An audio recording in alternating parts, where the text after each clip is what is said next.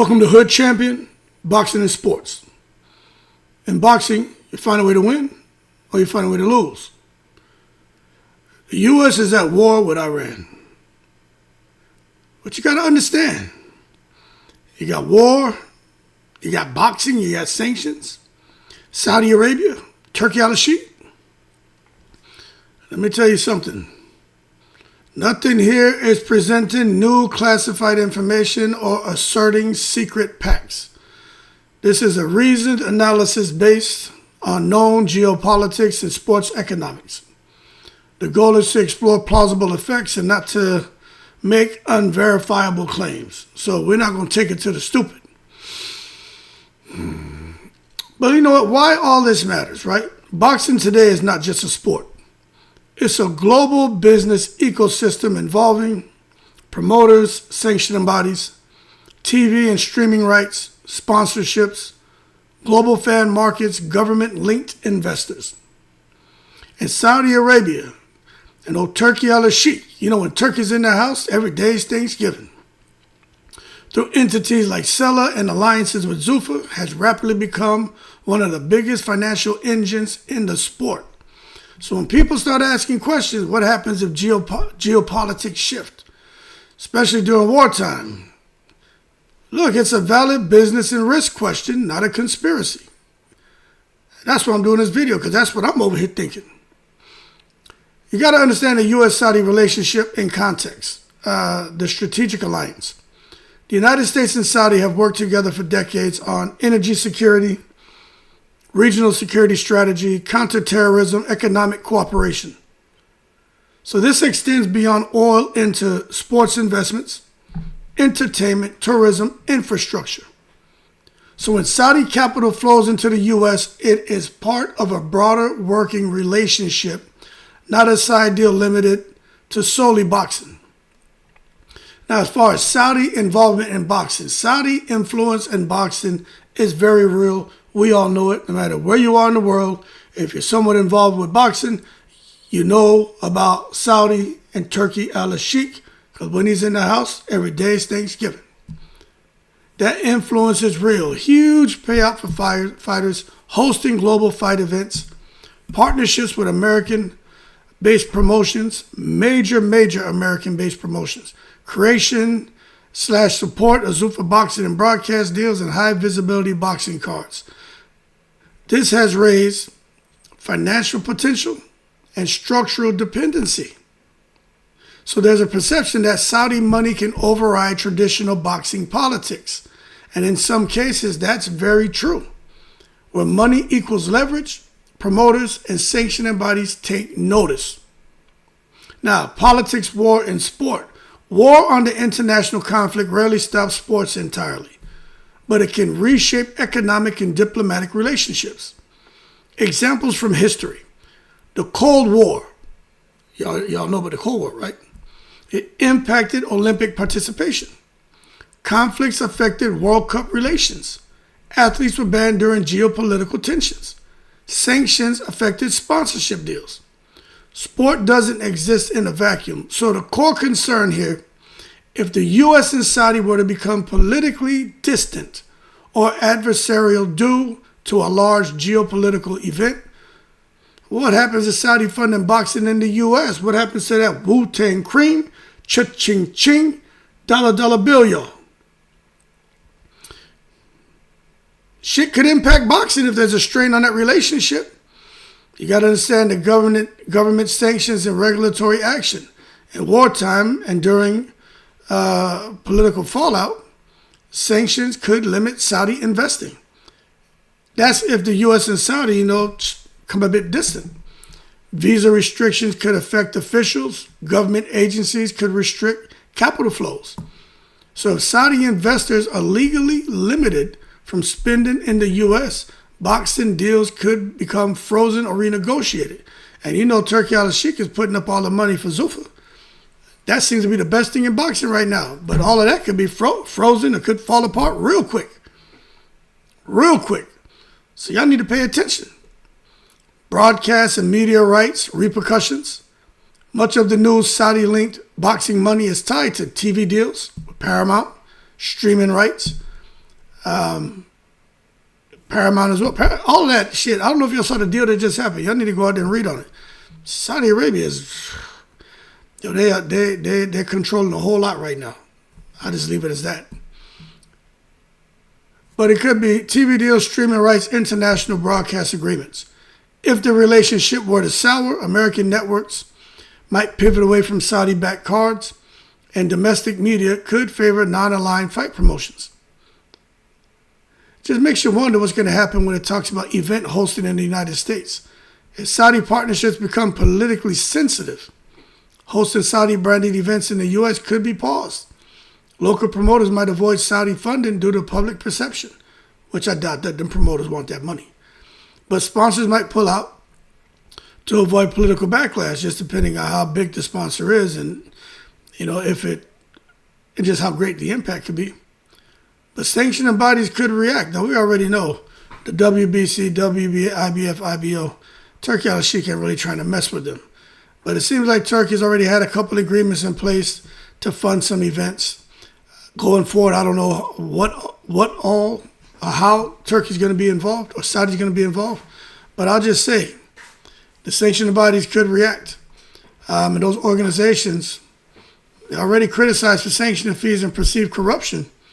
They might further distance themselves from controversial political ties and could elevate fights not associated with Saudi influence, which seems to be what Saudi wants anyway. So the sanctioning bodies may have to do that.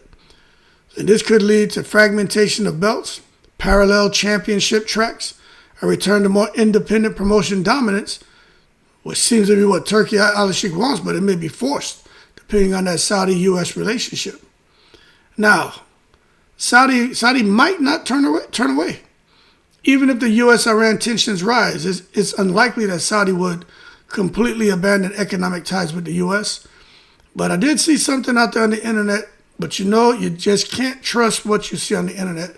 Well, it looks like the Prince of Saudi was kind of urging Trump to, attack Iran with some missile strikes. But again, you just don't know what to believe when you see shit on the internet. But I don't think Saudi would withdraw all investments as a political gesture. They would undermine decades of strategic cooperation. They're going to be very smart about it. Because you got to understand, Saudi also depends on the U.S. for security partnerships, military support, export agreements, and diplomatic backing. So sports investments like boxing are generally not core to national security policy. They are soft power and economic diversification. And it helps Saudi to be seen as a destination by the international community. Now, boxing institutions are not unified or centralized.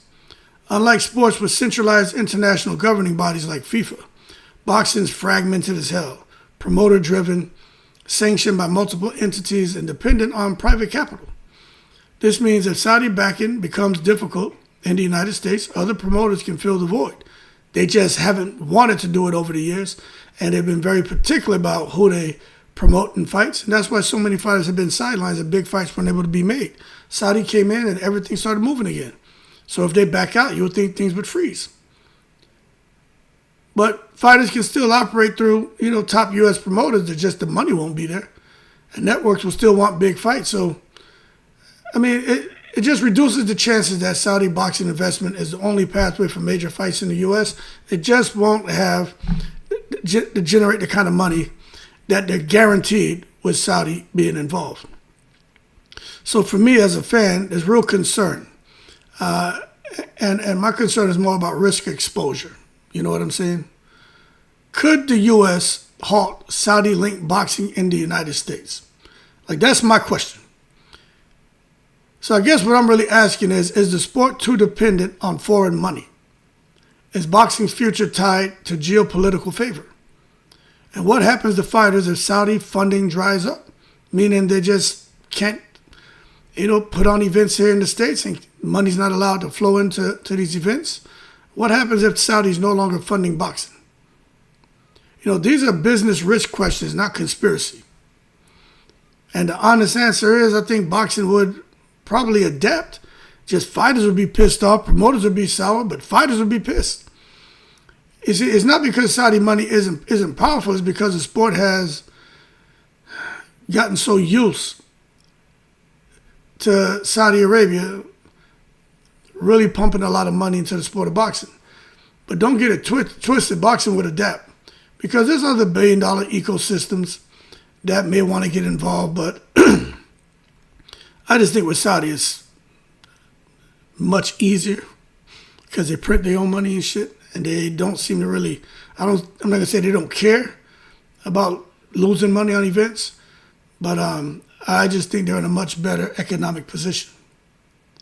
But I will tell you what politics could affect: which promoters control fights, which networks broadcast them, who gets title opportunities, sanctioning body cooperation, fighter contracts and freedom, and event locations and sponsorships. But it would not likely halt boxing entirely, which is what I was concerned about. It won't make Saudi stop overnight. It won't erase existing fight contracts and stop U.S.-based fighters from competing internationally. But it could draw some attention to all those things. But when you have these conversations, you kind of got to deal with reality, but also explore the fear. You know what I mean? And the real risk here is diplomatic tension slows or pauses specific deals, especially when it comes to boxing, if Saudi and the U.S. start to bump heads. And then some events could be postponed and Saudi capital flow could be reduced.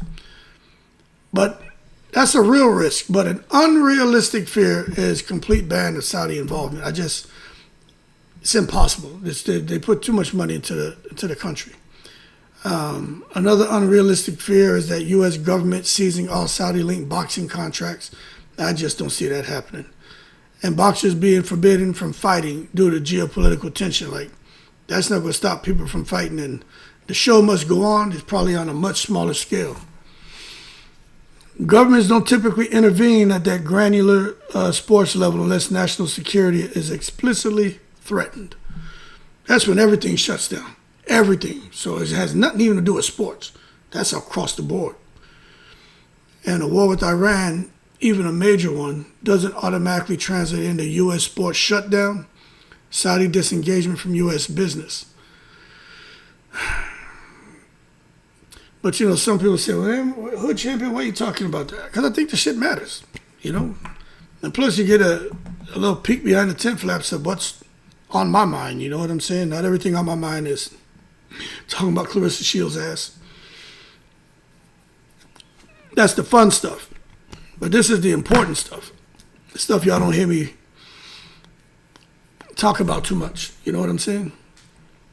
And that's why I'm airing this topic, man, because sports is one of the first industries that shows how geopolitics affects culture and business. So boxing isn't separate from politics. Boxing lives inside politics. Immigration policies, international broadcasting, foreign investment, diplomatic relations, national pride, and understanding that helps fans seeing beyond belts, purses, and trash talk. So to the real world, that underpins the sport's future. The immigration policies, how many fighters we have coming here to fight? What if all of a sudden they're not fighters from other countries aren't allowed to come here?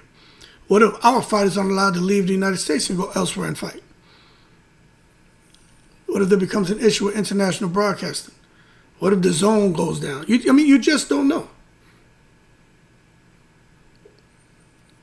But at the end of the day, I want to see, I'm sitting back, I'm an observer. I'm always saying, let's see how it plays out. I want to see how this war plays out. But I'm telling you, I'm not comfortable with this shit. Not because of boxing. The war, it's some serious shit going on here, people. But I 100%, outside of that, I want to see what's going to happen with the boxing. I'm willing to bet somebody there's going to be some talks about the war and boxing. And Turki Alalshikh may make a comment. Like, I believe someone is going to, at some point in time, someone is going to talk about boxing and the war. I know they are. Important people in important positions understand how war affects economics. Anyway, y'all keep cool. Make me a cup of coffee in the breeze.